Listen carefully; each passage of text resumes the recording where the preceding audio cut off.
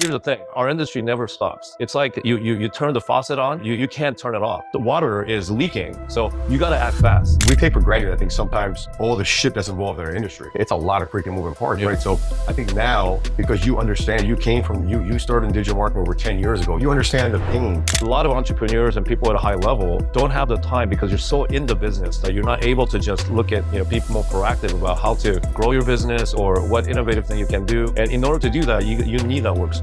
And this is where our team can help out. At the end of the day, business is about minimizing risk and maximizing gain, right? Well, you guys, listen, we haven't hired 8 or 9 people. I think we're like 88%, if not 90%. We're like way up there with you guys. So the retention is phenomenal and we're getting a lot more bang for our buck. If you don't leverage virtual staffing or you have kind of your heads of other people around you that where you don't articulate your idea and then store it to them and let them do the work, then you'll never get any of those ideas that happen to reality. LFG fam, we just shot a fucking banger right now. I can't wait till you hear this shit. It's like next level. No one's talking about this. Shout out to our sponsors, because without them, this shit wouldn't be possible. Shout out to Ringba. Shout out to Andrew Chung, the paper call revolution. There's big money in paper call, whether you're someone who's a novice looking to get into it, whether you're someone who's already doing it, putting up big numbers. Let's fucking do this, guys. Get the fucking book on Amazon. We're going to drop a link here. Take your shit to the next level. Let's fucking go. Welcome to another episode of the LFG Let's Fucking Go show, sponsored by the industry's premier call tracking platform, Ringba. I'm here today in New York City. Happy to be back home. Just had some fucking great breakfast meal out here. Nice. I'm here with my man, Andrew Chung, the founder and CEO of A-Teamwork. Great to have you on the show, man. Thank you for having me. Oh, you're welcome, man. You're doing some great shit here. And I want people to understand what you're doing, because I think what you're doing is very valuable. I've seen my own company flourish because of using your services. So I want everyone in the industry, and not only in our industry, but in the business world, to know what you're doing, because I feel a lot of people don't, a lot of business owners try to do shit on their own, and that's great, but it can only get you this far. So I want to talk more about what you're doing and, what got you in this game. So first and foremost, Andrew, how'd you get into digital marketing? Like, what got you in the space? How long you been in it? Tell us the whole story. Yeah, I mean, how I got in is just totally random. Yeah. I was always in sales, right? Yeah. And, dabbled in different things, mainly telecommunication and solar. But, I got a call from a recruiter one day, and it was some, digital marketing company, founder and CEO just would reject every single candidate. And so this recruiter said, "Hey, I don't know why, but you don't even have digital marketing background, but I just look at your face and your, CV or whatever, and I think he's going to hire you." And I'm like, "Well, I'm not even looking for a job." He goes, "Just do me a favor." How long ago was this? This was like over 10 years ago. And so turns out it was some dude that's Korean American who lives in Jersey, has an office in Palo Alto. And for whatever reason, a lot of people thought I look like him, except that I'm bald and he's got a ponytail. And so, but yeah, we immediately connected, like, over the phone. And, that interview was supposed to be like for an hour or whatever on a Friday afternoon. But we ended up talking on the phone until like 4 a.m. in the morning. And he goes, "Dude, I'm going to fly to Palo Alto on Tuesday and I'm going to hire you. Like, you can't say no." And I'm like, "Well, let me think about it. I don't even know what my comp is," right? He goes, "We'll make it work." I mean, and that was how I got into the industry. And then, I've been here ever since. And I love the industry. I love the people. And, compared to some other industry, I think what we have is, it's like 80-20 rule, right? Like, you have 20% of people that generates 80% of the business. I mean, I really think that that's what really happens. And of course, we're very inclusive and we want people to get involved. And, if you got, real shit, then, we'll support you. Like, I love our community because you can be an outsider, but as long as you create value, I think people just, always, are up to trying to support that newbie and, trying to help them out. And I just love the generosity in our industry, right? And so, and I can say the same thing about A-Teamwork. I mean, I started out as a digital marketer, like specifically in pay-per-call space, which I didn't know anything about in the beginning. And then I got to know quickly, and when I started in pay-per-call, it was green. A lot of people were doing data. So what was this? When did you start pay-per-call? This was like 2014, 13, around then. And so, like a lot of people just didn't even know that, pay-per-call is like a form of lead also, just they didn't know. And at the time, there were a lot of home services, same thing with some legacy, like, carriers, for auto insurance was huge. And, home security, like ADT was really, king during that time. Now things shifted. So, it's not as, big campaign as it used to be. But you also had things like hotel chains buying calls. I have no idea. So it was, I back didn't even know then. hotel chains were buying. Yeah, yeah, like IHG, Wow. I think it was at IHG, like what do you call it? Whatever the IHG brand is. Yeah. I don't think it's Hilton. But anyway, like there were a lot of hotel brands where they were buying calls. I mean, it was just different day back then. And, I know, we've migrated from that. And obviously the buyers are getting smarter and smarter. So, those folks like me, for the longest time, I, trusted my affiliates or people who know how to generate traffic. And then I went and, found direct buyers to manage, those budgets, and also, doing QAing and making sure that, we buy the right traffic. As like everybody knows, that play is still there, but the industry is moving where you got to generate your own traffic, whether it's media buying or, getting call center and then converting data into call, whatever it is, like, buyers want you to just, organically grow your traffic. That's becoming that demand is getting more and more, right? So I've seen that, grow over the years and how things change. And so, that's part of the reason why I actually started. One other thing that I would say about our industry is that there's so many people that are doing diverse things. They own like multiple businesses, they're musicians, they're artists, they do something really cool. So whenever you go to in these conferences, right, there's so many interesting people, does amazing thing, you just want to get to know them, like, just as friends. So that's another beauty about our industry, like compared to others. Not to say that there aren't interesting, people in other industries, but I think we really have very diverse, kind of interesting, high energy people. And so and when you do that as an entrepreneur, like you're dabbling in so many things. I still remember, again, this was like almost 10 years ago because my daughter's 9. When my wife got pregnant, she said, "You're doing way too much stuff. Like you're running like 3 different companies, and you have a full-time job. You're also a musician. Like something's got to give. There's no way you can keep up with your lifestyle like this. You're gonna have to give up something, because you're about to become a father." And so I kind of had a midlife crisis, when she told me that, and she was very serious. And so I'm like, well, I don't want to give up anything. I love my life, and I think I could be a great father too. But why do I have to give up something? I just couldn't, cope with that idea. Like, I just thought that you have infinite energy and infinite time, infinite love. You can do whatever you want. So, but I knew that I had to find a solution. So somehow that was when, for me, I came across a book that a lot of folks know about, especially entrepreneurs. It's Tim Ferriss' like 4-Hour Work Week book, right? And that's where it tells you how to leverage like globalized, like workforce, and how you can work remote and, leverage like, a more affordable labor, like from overseas, so that you don't have to do things that you don't really have to do, and you learn how to delegate.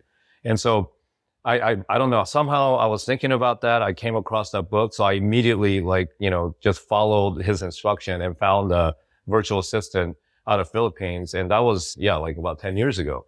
And I miserably failed in the beginning because I thought, oh, well, I have this person who's dedicated for me, 10 hours a week or something. And that's going to solve all my problems. So I was like, hey, do this, do that. And while I'm sleeping, I'm like, yeah, they're working now. So it's like, they're going to be producing some good work while I'm sleeping. But when I checked the work, it was shit, right? Yeah. It was crap. So I was like, oh, and so I would get I was getting high blood pressure, getting all mad. But then I realized, it wasn't her fault, because I didn't explain exactly what I had in mind. I didn't take the time to really, let her know, what it is that I'm doing. So what would take me 30 minutes, I realized I have to invest in the beginning, 2-3 hours to go through the same task multiple times so that they finally get it. And then so they got that move one, they have that one task done. So you just focus on that. So now you know that every time you do X that's been trained, then they know how to do it exactly how you want it. So it's because they're not in your head, right? So it's one thing to add workforce, to help you, but it doesn't end there. You're going to have to actually invest time to, teach them what it is that you want. So that was the model that I approached for me. And then, even back then, before I even started A-Team work, I was big on, just virtual assistant. I used to tell other people hey, it'll change your life.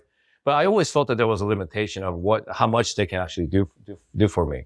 And then, I finally started my own shop, last year. And then I needed just things started to blow up. So I really needed to focus on, ramping up my workforce, but also it's expensive to hire folks here in the US.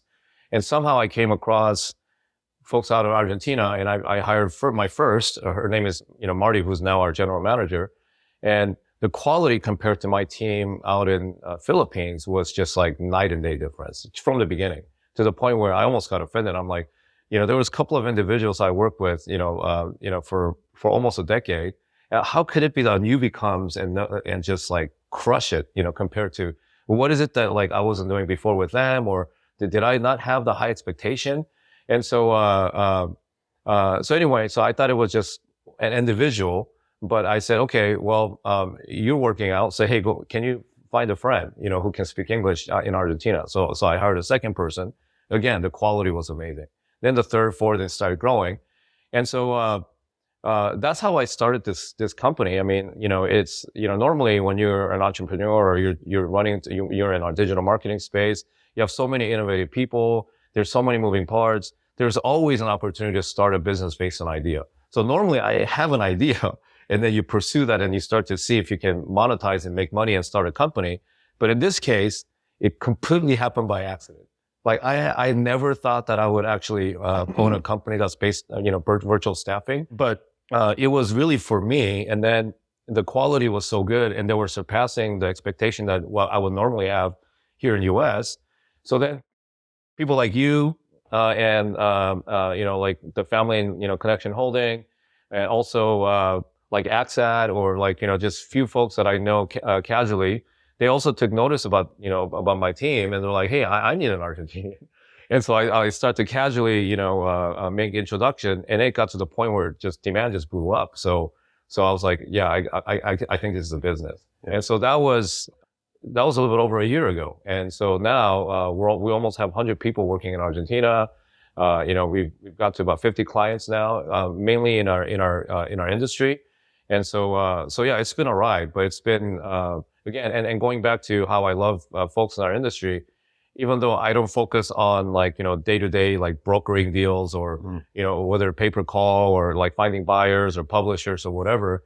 Now, like, I feel very satisfied with the position that I'm in, because I can help the very people that are in our industry that I love in a different way now. It really gave me different perspective, and, helping them to grow by providing staff that's affordable, and they're also quality. And so now it feels more like a partnership than ever, right? So that's what I love about this. And I love that, because you talked about in the beginning about creating value or adding value, right? And I'm a huge believer in that. And I think that's, we take for granted, I think sometimes, all the shit that's involved in our industry. There's so many freaking moving parts. And I've been there before. You hire somebody, you expect them to understand it, and then it's a lot of freaking moving parts, right? So I think now, because you understand, you came from, you started in digital marketing over 10 years ago. You understand, web forms, you understand pay per call, you understand age leads, every asset brokering, the owned and operated, all that stuff you're talking about. So you can speak the language, you understand the pain and the frustration that internet marketers, whether affiliates, whether advertisers, that they go through. Would you say that? I mean, how do you think that experience helped you have success right now? Yeah. I mean, I think, for sure. I mean, that's how I was able to grow this so fast. Like I said, like part of it is just that generosity and innovation that our industry have. Like a lot of folks are that way. And whenever they see someone that that gets into a new field or a different thing, it's blessing. Like people just go, hey, what is it? Like, hey, I want to learn. Yeah, hey, I need someone like that. And just like they're so eager to help you and also do business with you. Of course, you need to build a good reputation and all of that. But yeah, like I think what's unique about digital marketing, lead gen, our space is like telco, for example, or solar, right? If you're in that industry, the sales harder. Like to 100%. create a relationship with your potential client is much harder, right? You got to prospect the hell out of them to get them on the phone, then get an appointment, then do a presentation. But guess what? When they sign the contract, then you're done. You're going to get your money. But look at us, performance based, right? You can chase a buyer, for 2 years. And then finally you ink the paper like, yeah, I'll work with you. But, and then they give you a budget, but until you actually, perform and make it convert, like you make no money, even after all that chasing. So, it's almost flipped in terms of how you do your business development. And what I mean by that is, like, there's just so many moving parts that even though when you close a deal does not mean that you close a deal, 100%. right? Like, it's not like you just sold like a $30,000 solar system, Yeah. right? And so now the real work begins. Even after all that, IOs and, MSA that you sign, now you really have to perform and then drive that traffic. So you can do it in many different ways, obviously, whether it's you broker the deal with trusted affiliates that you have, or you already know how to do the media buying and create, data, or calls, or, you have that data and then you employ call centers. So, but there's just so many moving parts to monetize, but you have to monetize. You got the contract, you have to monetize. So every day I know what people are thinking about, right? And here's the thing. Our industry never stops. It's like you turn the faucet on and it never, you can't turn it off. So if the water is leaking, then you're literally bleeding money, yeah. right? And so just imagine all that stress that you have to deal with when, you have a good day because everything is flowing and everything's, all the calls or leads are flowing to all the right places and you're seeing the conversion. You have a good day. But, how many days, like you have a good day until all of a sudden you're about to have a heart attack because, one of the good buyer all of a sudden stopped taking the calls or conversion. So you got to act fast. That means, we got all these like technology that's coming up with AI and machine learning and all that stuff. Still, you have to have a lot of eyes looking at those campaigns. And then when you find something, well, first of all, you have to find something ASAP. And then when you find it, you have to do something about it to fix it ASAP, right? There's no like, oh yeah, we'll wait until tomorrow to get this fixed. So, I think a lot of people can sympathize with just the picture that I just drew in terms of all the stress and day-to-day things that we all have to deal with. It certainly helps when there's affordable, human resource that can help you to execute those things. Because on a high level, of course, I think what it is that with virtual staffing, the reason why this is great is that you keep doing what you do best, which is go out and find new opportunity, be innovative, like maybe be like an R&D person to figure out, so what can we do with this, what else can I do with, this data that we have? Like, like whether we do a lookalike or, how can we efficiently convert this to align them up with the right offer or whatever it is. There's just so much to do. So it's not like, if some of those things that you do day to day is replaced by, especially the one that's totally like duplicatable, something low key, that the people just need to be taught what to do day to day to look at it and fix it or like make sure that you optimize the campaign. But like a lot of entrepreneurs and people at a high level, don't have the time because you're so in the business that you're not able to just look at, be more proactive about how to, grow your business or what innovative thing you can do or what are some of the new, like, kind of elephant buyers that at least we start today to get to the point where you get those big accounts. And in order to do that, you need that workforce. And more than ever, like I think, nowadays you need that more. And this is where our team can help out. But yes, but to be able to articulate all of this to, in my normal sales calls, with my potential clients, they tend to just get it because I've already been in it. I already know what they're going through. But also at the same time, a lot of those folks, because I've been in the industry for a while, like I already know their challenges. There's trust. Right? Yeah. There's a trust. Yeah. And I think, the way to think about it, in our industry, there's so much gold under our feet. You need people to help you get that gold, or maybe it's there, but you don't have the time to do it. Yeah. And it's what it comes down to. And I'll give my example. I did something similar. You had the people in the Philippines, and I have a call center in Colombia. I love Colombia. My wife's from Colombia. My grandmother's from Colombia. And so I'm like, a couple of years ago, I needed an assistant. So I did a virtual staffing company in Colombia. They started off all right, but it wasn't working. So we had to fire both of them. And it wasn't until I got with you at the 18 where I found Deborah. And Deborah's been with us for a year and a half. I don't know what I would do without Deborah. She's part of our company at the end of the day. And she's just on top of stuff. She keeps me organized. She handles my scheduling and she takes meeting notes. And it's these little things that go a long way. And she'll make sure if I say to her, hey, I'm a big believer and I'm reading a book called 10X is easier than 2X. And there's so much shiny object syndrome in our industry. So when I work with Deborah we have daily meetings where we look at what are the big opportunities, what are the 10x opportunities we got to get across the finish line. And she makes sure she'll call me and harass me to, hey, did it get done? Because she wants to check it off her list. But you need that kind of reminder. So you guys have been a blessing for us. We started with 1 agent. I think we're up to 8. And it's not just VA stuff that you offer. It's not virtual assistant. We started with that. But I want to talk about what else do you guys offer aside from virtual. Tell us the whole kit and caboodle of what you guys offer. Yeah.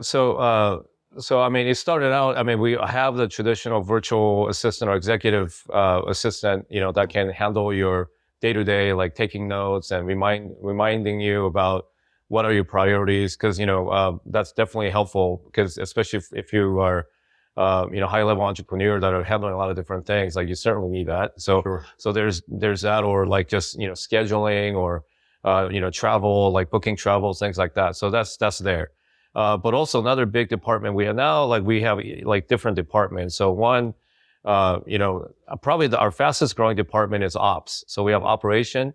And so this is a team, that I have that, serve our clients with all the needs for, tracking platforms. So, Ringba, Retriever, Leasepedia, LeadProsper, Babberdoo, Phonexa, our team can, they're very versed in all of those, platforms.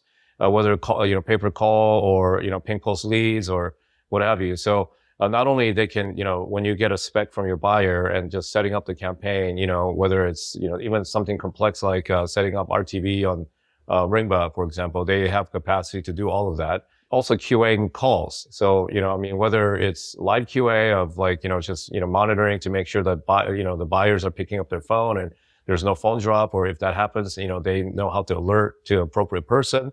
Or listening to calls. If you onboarded a publisher and you want to make sure that their traffic's clean, they can do that also. But also, and also customized reports. Different clients have different needs and how they prefer to look at the reports on, whether it's like every 3 hours or every day or once a week, whatever. But our team can do all of that for them. Yeah. So along with that, now the other is affiliate management. So we have team members that can wear your T-shirt, for your client, and they already speak, our language. So whether it's ACA or Medicare or auto insurance and duration and rate, like they know how to talk that language. So, we have clients that are now employing our team to be the affiliate manager. So they're all out there in our marketplace, winning deals and stuff, so there we have folks like that. I wouldn't say like, we have super duper salesperson that like handles big accounts. But this is a good fit for like ops doing their work for, optimizing the traffic, or you need to pause this, publisher, or you need to give them more budget and just day-to-day communicating like an affiliate manager. We have a team member that can help with that. So essentially on a nutshell with those two, like, and you can run a business like that. And then, you as an owner or high level senior salesperson, when they come across a bigger deal, then certainly you want to be part of that, and then you step in, but they can at least warm up or do an intro. Now, so that's the ops team, but then we also have, media buying, content creation team where they can manage Facebook ad, Google ad, keyword, ad buying, optimizing it, creating contents for it, whether it's video, graphic, or like whatever, creative ads, but also building a landing page and then, capturing form there, or having a dynamic DID to generate calls from there. Like they know how to do all of that and doing all the full integration, to back into the whatever tracking platform, or even do like integration so that if you're a media buyer and you want to keep track of your, A/B testing or whatever, at the campaign level to see what's converting, our team is fully capable of keeping track of all that and setting everything up. So that's on the media buying and content creation side. We also have a call center. It's not a full-on BPO, but, like they just rent our agents because they speak English, fluently, and also obviously Spanish. And then, we have a B2B prospecting team where, some of our clients, they use us to, connect to more people on LinkedIn or capture their email, then do like a nurturing campaign, like an email, and then, having like a weekly, whatever, like, if you're like a network and you're looking for offers or traffic, you can do that. And then do a full integration back into like a CRM to manage all the, opportunities, like, so we have a team that can also fully do that as well. So I mean, yeah, so now like it's specifically tailored to our industry, Sure. yeah, I mean, in a nutshell, like, if you're an individual, like, I want to start a company doing, I have a bunch of relationship and I want to get something going, you can come to us and literally just, plug into all of our team and start a business, having your own, network or like a lead gen, company. So I love it. I started solar direct marketing in 2016, right? And at first it was just me. I was doing everything. I was doing the freaking invoicing. I was doing the sales. I was like doing operations, all that. Then I hired a guy, Tom, and Tom, thank God for Tom. He was like my right-hand person. He was managing the, my leads Leadspedia, lead count, all that stuff. But he wound up doing like a million things. He stuck with me for like 4 or 5 years, right? Then I got my bookkeeper, but we started growing so freaking fast that, things start falling through the cracks. And you said a lot. There's a lot to digest, because when you're dealing with live leads, it's a commodity. You're talking about $50, $100 leads and there'd be days I thought I made, X amount of profit, nice profit. And like, oh shit, their leads never went anywhere. They were stuck. They fell to the floor. Like, what the fuck? All of a sudden now we went from making money to losing money, right? So I think that's the beauty of work with you guys, that you guys can provide those eyes. And trust me, when you're a startup company, we're in New York City. It's expensive to hire people here, right? I'm across the rivers, New Jersey, not that much different. All of America is expensive. So you get such a big savings component out of it. And at the end of the day, business is about minimizing risk and maximizing gain, right? So when you hire somebody, and I tell you the truth, a lot of times you hire someone, it's probably like a freaking 30 or 40% chance they're going to work. So you do all this onboarding, time is money. You spend all this fucking money on them and they don't work. Whereas with you guys, listen, I think we hired 8 or 9 people. I think we're like 88%, if not 90%. We're like way up there with you guys. So the retention is phenomenal and we're getting a lot more bang for our buck. Well, what's your feedback on any of that? You have other customers telling you the same thing, or? Yeah. I mean, I think, the reason, again, like, the reason why I didn't even think that I would start this business. And when I finally realized that there's something here, is because of all the feedback that I've been getting from our customers. Because I think you also understand, and I've been utilizing virtual assistant or VA service for a long time. So there's always like a little bit of, you get what you pay for kind of attitude. It's like, oh yeah, VA, I know, I've used it before. Yeah, like, I know it's cheap, but but also quality isn't there. So I'd rather just utilize someone here. What actually also drove, somewhat of a success last year with our A-team work. Also, I give credit to pandemic, right? Because you have to understand, prior to COVID, we didn't have an infrastructure in place, or people didn't even know how to work fully remote. But then we were forced to learn how to work remote. And I think that's part of the reason why, but I think with that said, I think, our industry tends to be very like, we have a lot of like first trying people, we're the most innovative people, compared to other, I think, because, they're willing to take shots. Yeah, they always willing to take shots, the risk taker. Like, I mean, there are a lot of that, us in our industry that way. So I think that also helped, but, the just working remote concept, was not very friendly, pre-COVID, but then now everyone's used to it. So I think that also helped. But point being that, so a lot of folks, when I say, hey, yeah, we have overseas, virtual staffing that can help you to do ops, they're like, get out of here. But, well, it's pretty affordable. And, I don't have a contract, just month to month. So I'll give it a shot for a month.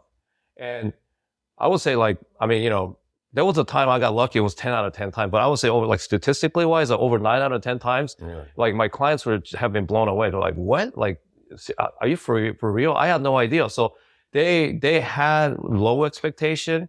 So maybe that also helped. They had low expectation, but then, our team really delivered. And so they were just, so happy to actually have access to human resource like this, to the point where now, like, so many people want to just go to Argentina and meet their team. So even though I support the kind of the HR part of it, but that's the benefit too. So that, we also provide the QA on the back end. We make sure that everyone has proper training. Everyone's, getting, all of our clients gets a customer success manager who makes sure that, that everything is being delivered on time and making sure that our clients are happy. But I think, and I always joke, like, it must be their meat, like something that they eat, Argentina, right? But I finally got to meet them in person. I flew down there in November. And then once I went down there, I kind of understood why, we're getting such a great, high quality, disciplined individuals from that country. And the reason why I would say is, number one, it's pretty simple. Time zone difference. Because when you work with folks out of Asia, they're working night shift. Yeah. And so no matter how they have it all worked out, and again, and they're really good people out of Asia too. Like, I'm not saying they're all, bad quality, but I think there's some challenges like time difference, right? So, unless they're willing to work your hours, which they try, I don't think, some of them are fully engaged, because it's tough to work night shift. You can have that real-time dialogue with them. Either you're sleeping, right, and if you can't catch a mistake right away, you might fall asleep in 6 hours. Like, oh fuck, there's a mistake that happened. You're playing behind the 8 ball at that time. Yeah. So I think, again, I know that there are team members out of Asia that come out of you hours and they do night shift, but that just, we're all human, and we're whatever. It's just biologically it's hard, right? But Argentina, from New York is only 1 or 2 hours ahead, depending on, the time of the year, because of the daylight saving time. So they're only 1 hour or 2 hours ahead. So they pretty much operate, similar to our hours. And I think that really helps. But here's another thing. Now they have a new president. They have very high inflation, and they've had this problem for a long time. So Argentina economy is, it needs improvement, well, that's nice way of saying it, but the economy is kind of shit right now, right? And they have a new president that are trying to fix it. But in the meantime, and, they always talk about how the strong dollars and, the economy is really bad down there. And so, the quality of living and and things like that. But when I went down there, quality wise, it was beautiful. I felt like I was in Paris or Barcelona or something. It was a very beautiful European city in Buenos Aires. I felt like the people, just in general, they're very proud and highly educated. So another one really good thing about Argentina is that they have affordable education and healthcare. So everybody gets really good education. Yeah. So we have a generation of people that are graduating, because my average age, I think, for the people, my teammate down in Argentina, is probably late 20s. So they all get out of college, and if and statistically, if they also speak English fluently, then they have high quality education. Some of them goes beyond just BA and getting masters or PhD and things like that, all free. So you have highly educated people that are highly skilled, but the job market sucks, right? So then they're all looking for this job, to have a stable job and things like that. So by having this opportunity through our work, it gives them such pride, because finally they're working remotely with US-based company doing high complex things, like solving problems, whether it's setting up ops, but it's beyond that, like crunching numbers, pulling reports, or doing a lot more things that are just something that's more fitting to what they had in mind when they went to university graduating. And so they take so much pride, and so there's that. And then the way we work is that regardless of the client or not, when we hire, they work here full time, and so the job is secure. Whether they got assigned to a client and that client disappear, whatever, and then not only that, but we don't toss them around and from a call center to VA to media buying. No, once you got hired and you have a specific position, now you're doing that every day. So guess what happens? A year passes. They've graduated to the next level already, because they're doing the same thing, but also they feel like this is a real job. It's not a standby temp job. This is you can grow. And then some of them, took a lot of initiative and became managers. They got promoted. So they see the path. And so then what our clients are getting is very hungry, very intelligent people who actually think that working for that particular client is for the long run. Not, it's oh, I don't know how long I'm going to do this, maybe a year and I'm out of here. Yeah. They're very committed. And so I think that those intangible things are what's leading to high quality, right? And so, yeah. And so in addition to this being a big, really good business opportunity, it's very fulfilling, even for me. And I think our clients feel that way too, that, they get to also, firsthand, learn about Argentina culture and them and also understand their situation. So I think this is a perfect, win-win situation, right? We need cost-effective, human resource to run our business, and because we're not a lot of us are not corporate, we're still private company that's, just few of us in the garage or whatever, and then you kind of made it work. But as you expand, now you have this, extension of your team members out of Argentina that's very cost effective, but also you're giving them opportunity, right? So yeah, I love it. I can talk virtues about you guys all day long. I saw it firsthand. As a business owner, I'm not only a business owner, I have a family. I got 3 kids, right? I'm traveling like crazy. Time for me is money. You guys have given me a lot more of my time. Your team has given me a lot more of my time. And they're, like you said, they're a pleasure to deal with. No one's like playing games. They take pride in what they do. And I think you've instilled a sense of loyalty, right? Because you've given them an opportunity because of the economic situation there, right? And South America has been, my mom's from Venezuela, my wife's Colombian, right? I think South America has tremendous opportunity, right? It's going to continue to grow. I think it's going to fucking blow up. El Salvador's got some economic, they're blowing up right now. So the bottom line is that I think that you've found, you stumbled upon a great opportunity, and that's great. That this is it's like a campaign. It's worked from day one. It's pretty rare, right? When that happens. Mm-hmm. When you find that happen, you got to press the gas. So you went from one agent, now you got about 90 plus agents on the team. Yeah. And, so with that being said, I know you've grown tremendously for a lot of factors. I keep talking about the cost savings. What's the average cost savings someone can get in working with your team versus working with someone in the U.S.? Is there a percentage or a range you can, point out? I mean, let's talk about ops, for example. How much, if someone who can, if you need to hire an ad ops person, you got to at least pay 60, 70K a year. I would think 60 to 80K depending on where you are in the country. Yeah. I mean, with if you employ us, you're talking more than half the saving. Yeah. I mean, you're barely paying a little bit over 20K a year, right? So think about the cost savings for the ops person. Yeah. And so that's it. And then the upside is that as you grow, you can just scale more, not just for with one individual, but now it can touch on not just ops, but media buying, and it's all flat rate. We don't have depending on the the skill set, at least not for now, right? They're all flat rate, so it's easily scalable, so that's the beauty. So the cost saving is huge, And I was going to say one thing too, we're talking about 60 to 80 grand in America for an ops person, right? We're not even talking about payroll taxes, workers' comp, all this other stuff they get eaten up with. I started a call center in South Carolina in 2021. I forgot what our hourly rate was. And there were some savings in South Carolina versus doing it here in New Jersey or across the river, right? But yeah, at the end of the month, I'm like, I thought we made this much in EBITDA or profitability.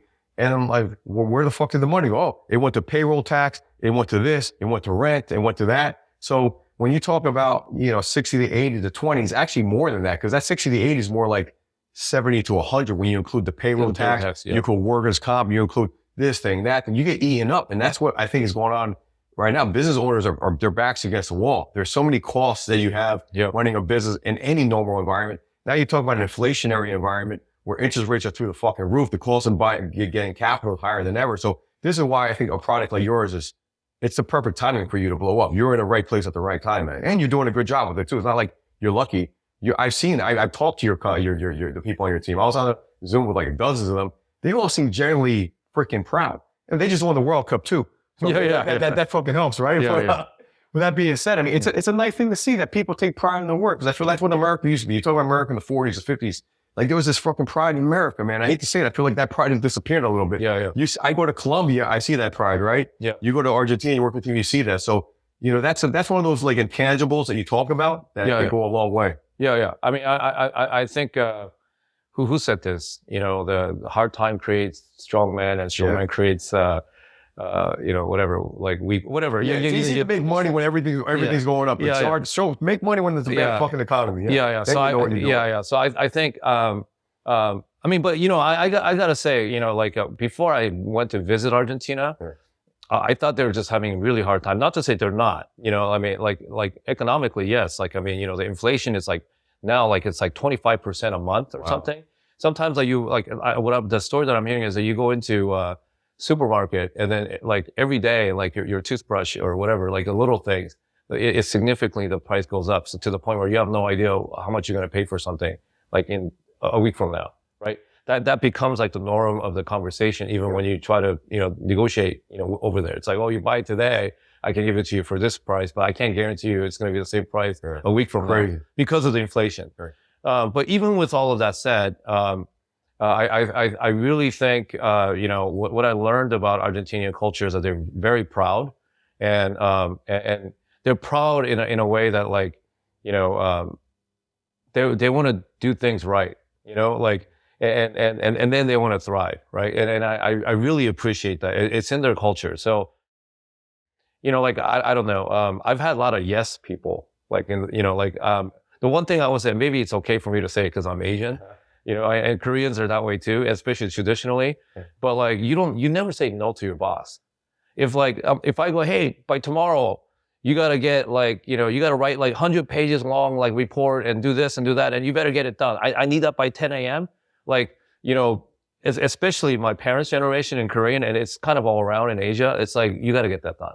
That means that you have to stay home. I mean, I'm sorry, you don't go home and you stay all past like whatever, like just stay up all night. You have to get it done, or you just don't get it done, but you have to say yes. There's no culture of saying no. So sometimes what would drive me nuts was exactly that. There was a culture, like, when I dealt with, folks in Asia, is that a lot of times, sometimes that would happen. They're like, oh, yep, yes, I get it done. Yes, I get it done. And then I'm thinking I'm going to get all of these things that will get done. And next day it's not done. But when I started to work with Argentinians, they were like, I'm like, hey, you got to do, no, Andrew, I cannot get that done by tomorrow. Like, because of X, Y, and Z reason. And I'm like, oh, okay, yeah, you're right. Maybe I overestimated or underestimated that job. Or sometimes, you know how it is, like, I'm too busy. And so are you. Like, we're traveling all the time. So someone asks you, like, from the team, Andrew, like, I need an answer so I can move forward with this thing. You're holding me up, kind of thing. Well, first of all, I would never hear that from some teams that I worked with before, because they would just stay silent, because they know that if I ask for, hey, why did this didn't get done? They will tell me, oh, it's because of you. Like, you see this Slack message I asked you like 2 days ago, you never responded, so I was just waiting for your answer, right? So it gives them a reason to not do the work, and they will do that. The most of my team members in Argentina, if I don't answer, they will give me shit for it. They're like, hey, Andrew, you're wasting your money right now, because I literally had one person told me this before. You're wasting your money right now because I can't get this done. And I thought that you said this was important, and I can't get it done because you still haven't responded to me. I need your answer. And I look at that, I'm like, oh my God, yes. The breath of fresh air. Yes, because they care. Like, I mean, I guess that's what it is. They care so much. And there's so much pride that, to the point where it changed my life and my perspective on, how I need to be more respectful. Not that I'm not being respectful, but in the sense that, like, I always need to make sure that whatever I say, I also have to do it with respect. And then also, their time is just as valuable. And when they ask for something, then I need to respond, even though I'm supposed to be the boss, like, I mean, because we're all trying to accomplish the same thing. And I think, I don't know, again, going back to the intangible thing, it's hard to, articulate all of that and have a team really understand it. But, like, I'm not saying everybody's perfect, but relatively speaking, culturally, I don't know why, but I've had so much easier time with my team in Argentina compared to any other culture so far. And I think that's what's been the key to success to this up to this moment. I've seen it too. You just made me think. We had some growing pains last year. I mean, we grew like crazy. Right? We went from we made Inc. 3 years in a row, 4 times in the last 3 years in multiple companies, and you start moving fast. And especially me, I moved. We put bumpers in my company to protect us from me, because I run so fucking fast that sometimes, like, we will move so fast that shit will get fucked up, and the A team has helped with that kind of stuff, right? Well, that being said, there was one particular individual, Rodrigo. I love him, man. We were like, I had this bright idea one day. It seemed like a bright idea. I wanted to have him do some other stuff that I thought would move the needle. And you know what he did? He sent me a Skype. I think he called me. I didn't answer. Like, Dave, I really need a few minutes of your time. And he was like, listen, I'll do this if this is what you want me to do, but I don't think it's the best thing for you to do because of this A, B, C, D. Yeah. I was like, holy shit. I go, this guy's right. Because you know what? I'm over here moving a million miles an hour, right? This guy's in the weeds. He sees the stuff, right? Yeah. And I'm glad I listened to him, because if I hadn't listened to him, it would have been a freaking disaster. So I think a lot of, people that are CEOs or visionaries, like we are, we have like a million ideas, and we just need one out of those 10 ideas to stick. And when that hits, that's how we make our money, right? Yeah, it's almost like gambling is what it comes down to. But we need people in the weeds to kind of question you, call you out sometimes, say, hey, I don't think this is good. And he did it in a very respectful way. Yeah. He didn't do it like, listen, Dave, that's a bad idea. He's like, listen, kid, can we please talk? If you want me to do it, I'll do it. But let me explain why I don't think this is a great idea. Yeah. A, B, C, D, E. And I'm like, holy shit. And I'm like, I wish more of my team would do that. Because a lot of times, as a boss, people are afraid to step on their toes. They're afraid to step on your toes. They think that you're going to fire them or something's going to happen, or something bad's going to happen. But if you have a good leader, they won't do it. So he said that to me, like they've said it to you. I'm like, damn, this fucking guy's great. I love him. And I'm glad I think he's moved up really highly with you guys. So that's a testament right there. Yeah. No, I mean, I think, and this is like beyond like virtual staffing, whatever, but it's exactly that. And I think we're not the only ones. I think this is a common challenge for all of us that are, running a company or doing a lot of different, just moving things here and there, just people that are like that. So, when you stay in the high level, the very people that you want to work with, that's kind of supporting you, that's what Rodrigo did is exactly what I would think that I expect, like that, because I'm not the one now. There was a time when I was setting up, things on platform or whatever, but now I rely on the team for that, right? But when I say that, it's not just mechanical thing like you do that and then whatever, because what I don't like, and the last thing I would want anybody, whoever I work with, whether it's like I'm the manager or business partner or whatever, is just lack of interest. Yep. And here's what I mean by that. Because if someone, obviously I said something, but that was, and I'm sure I had my logic, why, but then now I'm not in the detail level. So I don't know all the detail. I only come from this. I could be completely wrong.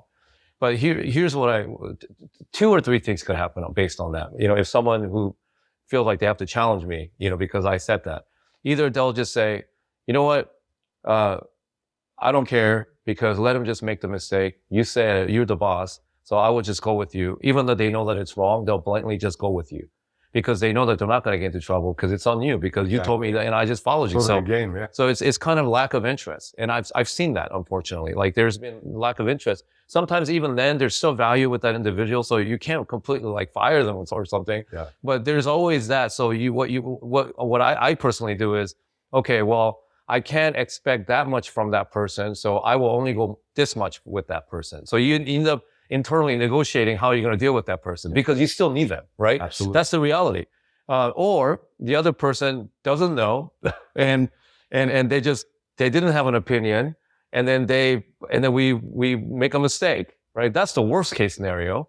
But the best case scenario is someone who really knows what they're doing better than me and calls you out on it and say, hey, yeah, I get what you're trying to say, but we need to do it like this. And I'm adamant that we have to do this. And, for that person, even if they were wrong, right? Like, I'd rather take that all day, right? Because then that person cares about their job and they want to continue to grow. And then they care about you not making mistakes. So they care for you. And so, but sometimes I think, when your team grows and it's not like 15 people, 20 people, and that's the first hand thing that I'm experiencing now, even though like I have nobody here over there, like I have almost 100 people and they're all working remote. So challenge for me is I'm starting to realize that in their mind, I became this big boss.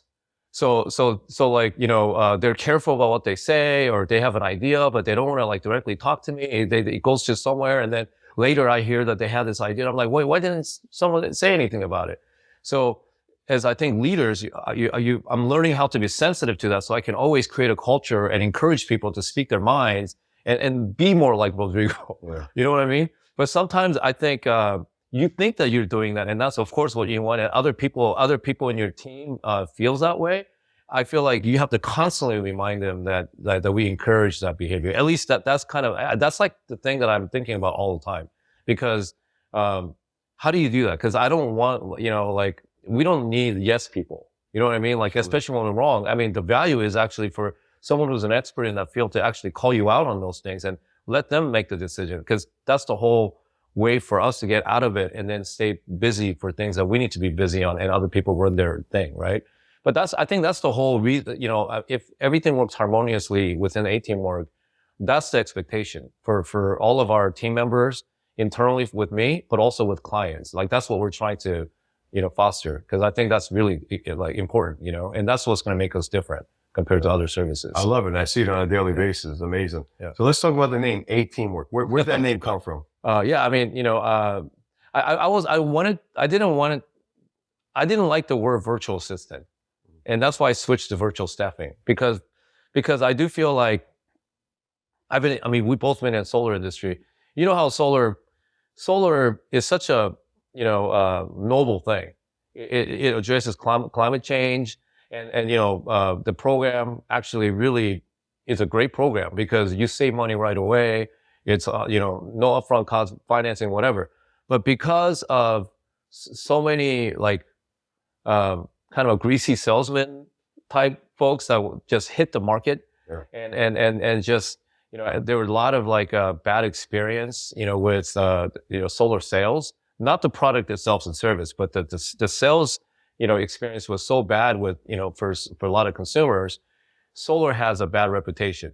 And I feel like virtual assistant has a little bit of that because what I've experienced, and I firsthand experienced, so every time I see a ad for virtual assistant, my first thinking is like, oh yeah, it's what, $15 an hour, and it's gonna just waste my money. I'm gonna get all mad because things got half baked done, and it's not gonna be good. So I just didn't like that name, virtual assistant, just because it describes exactly what we do, but it had a negative experience. And I wanted to get away from it.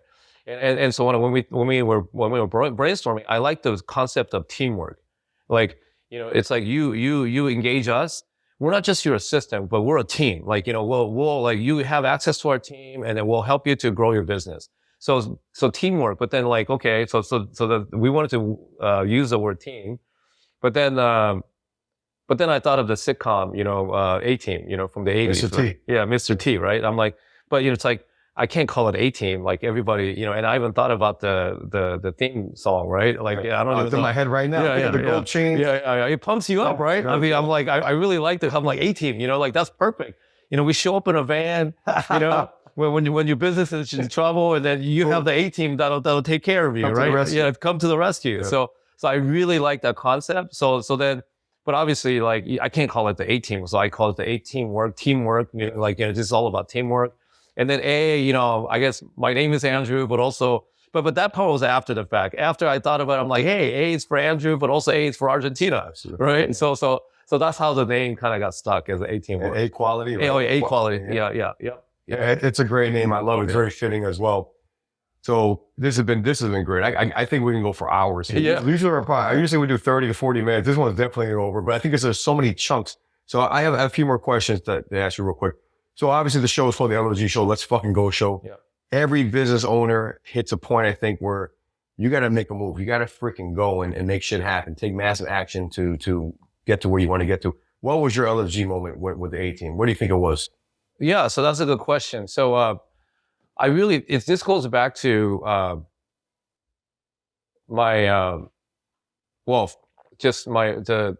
the feedback that I was getting from my clients. And also those moments.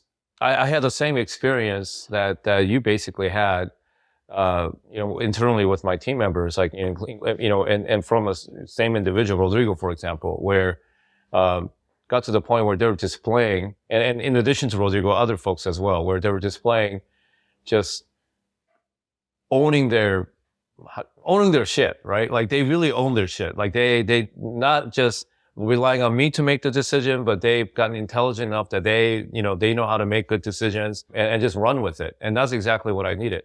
And so, in the beginning, whether I was the one that was teaching them about our industry, whether it's about like, you know, pay-per-call and what are the verticals and what kind of payout you can expect, you know, things like that, to whatever, you know, just like, you know, who are the right group of people you need to contact or not, you know, or just learning how to use all the tracking, you know, platforms, right?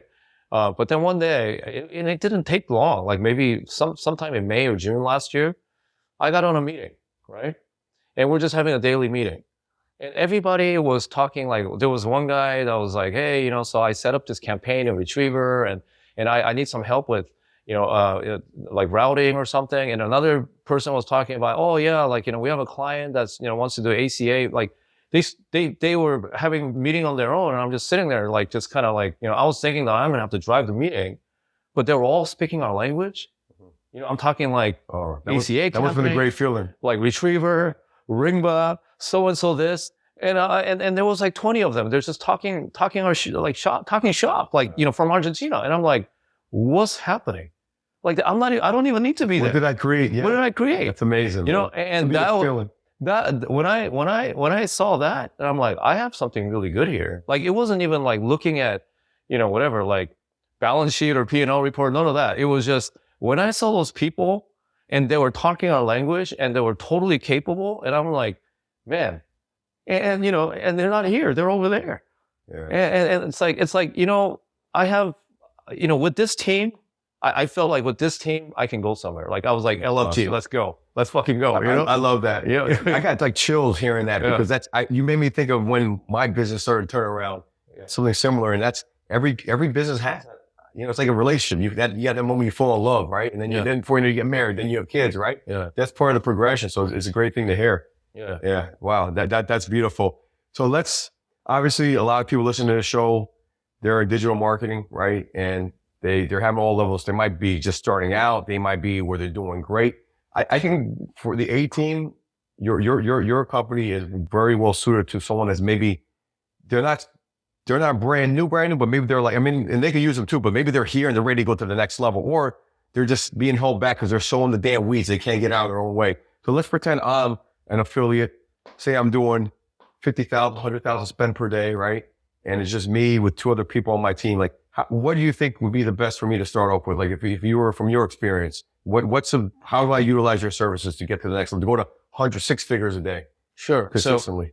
So the trend that I'm saying, and I think you see this too, we all, you know, people that are tuning into this, you know, that are in our space, people that we know, it's nothing new what's happening, right? The network days are nearing, right? Like, you're going to have to figure out a way to generate your own traffic, or you have special relationship with some of these affiliates that you've had for a long time and they're like solid and they want to continue to, supply you the traffic and you manage the buyers. Great. Right. But regardless, you need to be innovative, right? Like, whether you're doing 15,000 or 5,000 or like 500,000 a day, right? Like, nothing's, you know, the one truth, I mean, just about but especially in our industry, is that nothing stays forever. 100%. Right? Like, you always have to reinvent, right? So as a business owner, you know, and however many employees you have, I just know that typical business owner and like an affiliate, you're still doing everything. Like, I mean, you know, it's like pretty much everything. Like, you just don't have enough time in a day. So in that scenario, I mean, specifically, you know, like, you have to define where is it that this can be delegated to somebody else, and I want to focus. And I think the key to success and growth is kind of like what you're doing. Like, and I see yourself like reinventing all the time, even like podcasts, you know, the solar direct marketing, the senior direct marketing, and you're getting into home services. But that's what it's all about. Like, you know, once you understand how one thing works, you can apply that same business model that's your own signature, and then you can, you know, expand into other things, right? To repeat. The repeat, yeah. And so in order to do that, you as an individual always needs to figure out how to duplicate that process. But when you know what that is, now you have to execute. And once when you execute, that's when our team can come in and help you, right? So you already have the vision. And whether it's like, oh, we've been traditionally a solar shop, but now we want to get into, insurance, right? Well, like you already know, you know, all the maybe the good pubs that are playing in that space. Or so that's one option. Or we got to do our own media buying. Okay, well, we got to go our call center, whatever it is, right? Maybe you'll have all of that, right? But you can't just stay there. That's the point. It's like, oh, we're doing fine. No, there's always something that you have to reinvent or find something in order to make sure that while you're being fed, right, you're investing in something else so that when that steak is gone, then you can maybe eat like a chicken or something. Right. But you still need to figure out how to make that chicken or eat that chicken eventually so that like when this goes away, now you're here, right? And so, but first of all, you have to free your day to day to even have the mindset to think that way.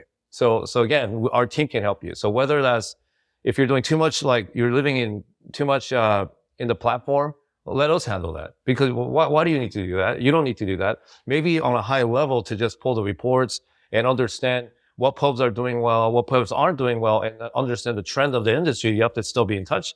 Yeah, but you don't actually have to go in there and do that every day. Cool. You know, that's what our team is for. Or like, you know, and so specifically for the ops, or maybe your network that doesn't know how to do media buying, right? So now, like, you know, you want to understand how to generate your own traffic so that you can get, you know, those buyers to give you more budget and things like that. Well, we can help you with that, right? So that's another like added area where you want to, you know, you're in the same vertical, but you know, you need to do something different. You have to understand it. But also now, like, I think the other thing that's just added bonus is that we're growing enough that we're starting to have our own ecosystem. So if you have a legit traffic, I mean, there are tons of people I can make the introduction to. Because, you know, if you have good shit, like, you know, like, there are people that's going to come in, they're more than willing to work with you, right? So I think the other thing is just being part of the wonderful kind of ecosystem that we have, that they can be part of. And so, like, I mean, you know, I'm totally being willing to, I mean, I've gotten that, you know, and I'm still getting that in terms of a lot of good, you know, generosity and introduction. I can do the same thing, you know, and so that we can all be part of this ecosystem. That's wonderful. But yeah, I'm so, I don't know, like on a high level, I think that's what it is. We can help you with executing a lot of different ideas, or even do a lot that, you know, so that you are not in the business, you know, and not only that, for especially lead gen space, we already know, we've seen a lot. Not to say that you're not unique, we've seen a lot. So it's kind of a plug and play, right? So it's not like we have to, you hire these people and you're gonna have to go through a lot of training, because we already know how to do that. So let us take the lead. We'll help you to do that. Almost it's becoming more of a consulting. How do you delegate your business so that you can you know, use the offshore team at a fraction of the cost to handle all of those things, so that you and US based good team that you have, they do bigger and better things. Yeah. Right. Wow, you said so much stuff that made me think. Yeah. I think I'm myself a good example of this. I sometimes I've had people ask me, Dave, do you even work? Of course I fucking work, right? I'm working all the time, but I think the reason why I travel all these places, I have my team can actually do this stuff. They're doing all this stuff. They're making the operation hum, right? Yeah. While I'm out here, you know, making deals or trying to do what I'm good at. The key is to have people do what they're good at. You talk about delegating. You got to be able to delegate if you're going to be able to grow. So I want to say to someone that's an affiliate that's got, maybe you got 3, 4, 5, maybe even 10 people on your team. I guarantee you there's gaps you have where you can utilize an EA, or you use someone on your ops team, and that's going to help you grow. Because the more I was able to get out of the weeds and focus on the business rather than being in the business, that's when we started to grow like crazy. My partner Ed's the same way. We can go travel here, we can travel there, because our team can handle this stuff, right? We have confidence in them. And 8 people on our team come from the A team, right? So you have played a huge role in helping us get to that point. So freaking appreciate you for that, man. Yeah. Well, thank you. And I'll say one more thing, which is that, like I know that, I mean, well, you add, you know, and so many people energies, like, we're so high energy people that, I mean, I can speak for myself, but I think you're that way too. You get good ideas every day, right? You're like, it's fucking nonstop. Yeah, man. It's nonstop, right? Yeah. And most likely out of 1,000 ideas, you're lucky if one of them turns into reality. But here's what I can tell you. If you don't leverage, you know, virtual staffing or you have kind of your heads of other people around you that where you don't articulate your idea and then store it to them and let them do the work, then you'll never get any of those ideas happen to reality. Unless like you're like, you live in some like somewhere out in the boonies and you don't have much going on and you just have that one idea and then you just work on it every day by yourself. Maybe, but how many people in our industry are like that? You're constantly traveling, you're running 2-3 businesses, but even that one business have so many moving parts. So even when you have that idea, do you even get it out in the air? Like, and if you do, who's going to do all the work for you? I mean, I can't say how many times when I thought of an idea, like for instance, like, you know, I have this other thing that's happening with the Korean like skin product or whatever. And I thought it was just a thought, right? But I told Marty about it and I'm like, hey, remind me to follow up with that person. In fact, why don't you follow up with that person? And then, you know, have a team with our marketing team, like start to work on it. And so I forgot about it because, you know, me, you know, it's like, just like, I mean, you know, just like you, like, and then life happens and I totally forgot about it. And then 2 months later, I find out that they were having meetings and then they came up with the, you know, landing page already for the skincare. Now think about it. If I didn't have the team, there's no, I mean, I probably forgot and nothing would have ever happened. Exactly. Right?